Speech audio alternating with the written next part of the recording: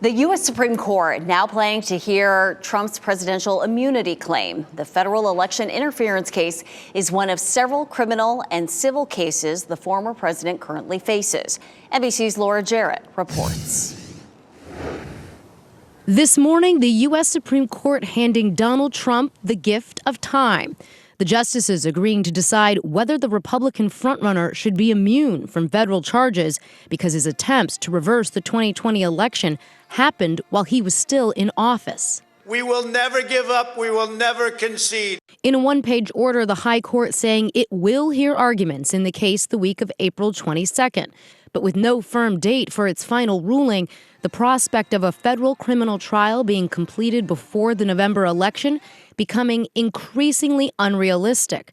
And if the Supreme Court rules in Mr. Trump's favor, the charges against him in Washington, D.C., wiped out completely. You cannot allow a president to be out there without immunity. They don't have immunity.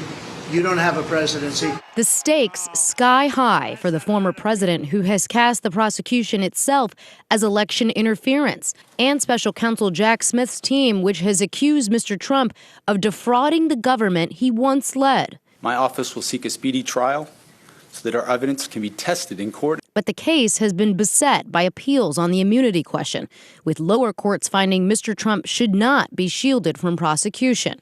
The Trump campaign seizing on the Supreme Court taking up the case as another fundraising opportunity, with the former president pressing his case on social media. This as the High Court is set to rule on another issue with major implications for the future of the presidential race.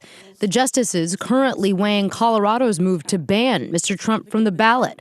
Voters there set to go to the polls next week on Super Tuesday.